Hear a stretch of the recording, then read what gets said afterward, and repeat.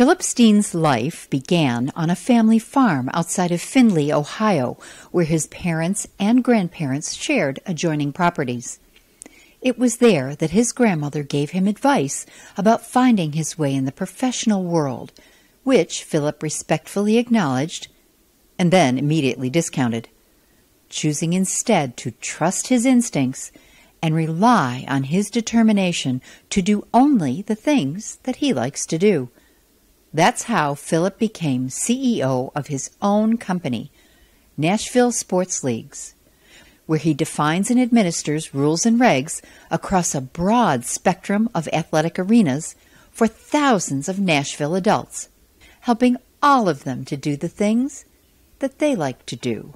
So I lived with my grandma and grandpa 9th grade through my first year of college, and I would attribute my path, right, and the choices I make or made and still make, because my grandmother told me one time, she said, you're going to have a job, there's some things you're going to have to do, and you won't like them, but you're going to have to do them.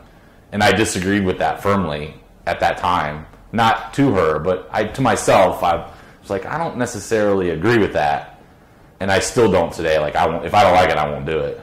I'll just choose something else.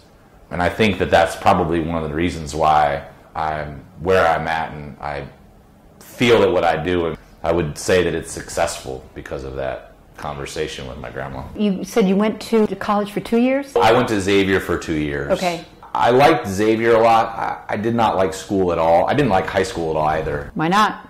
I don't know. I didn't like it. Come on, you know. I really don't. I've never been able to answer. I did not like. Did you get good grades? Only in math, government, and economics. That's it. So I went to Xavier. I had to pay for everything. I didn't get any money.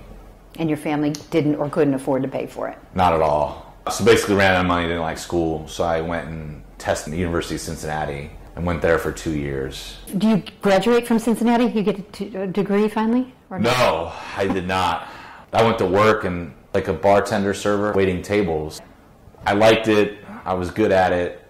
I went through 2 places. In Cincy? Yeah, I went to a Mexican restaurant, then I went to Mount Adams Bar and Grill, and then a brew pub opened, so I went there. And that's where things really took off in that industry for me. Like, I got a lot of business experience at the Holy Grail.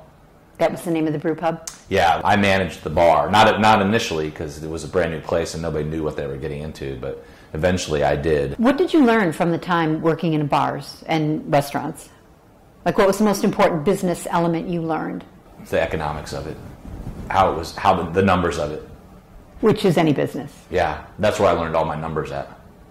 But I was a general manager of about $1.5 million revenue nightclub when I was 25.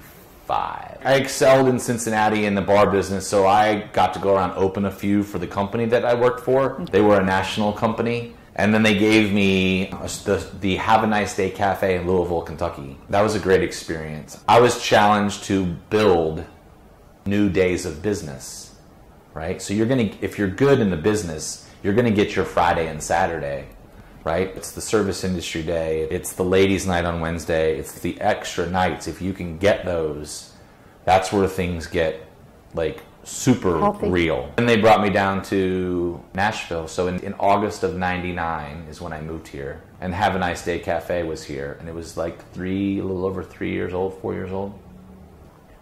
But then they had two concepts here in Nashville at that time, and the second one was called Bar Nashville, which is exactly how it's called. It's bar, whatever city it's in. So Bar Charlotte, Bar Nashville, Bar St. Louis. Their GM, they sent him somewhere else. So I went down there and GM'd for a while. We closed down Have a Nice Day Cafe and flipped it. So we hired a new staff, did all the stuff, and I went to Bar Nashville and I worked there. So the GM left for a while, and then when he came back, they challenged me with building extra nights. Again? Yes. Like after 4 or 5 months, not only had we built extra nights, extra revenue streams, and early business, so those 3 channels were all filled, I then moved up and I became a consultant for them. So I would go to different cities that were struggling and evaluate them on, were they going to make it? Should we flip it? What's it look like? Like really an extra arm of that division of the company. The leadership from corporate office did a good job of instilling the vision in me of what we were trying to accomplish. I could go into a place and I could see everything that was going on.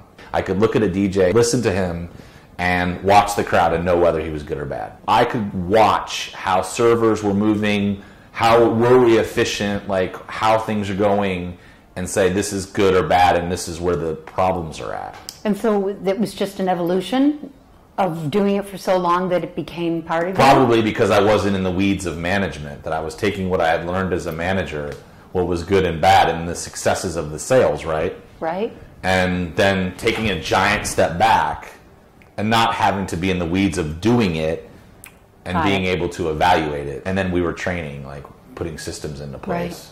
And did you enjoy this part of it? Oh, yeah. And how long did you do it? For maybe 2 to 3 years. Burnout or just time to move on? 2 things. So that's where Nashville Sports Leagues now comes into play.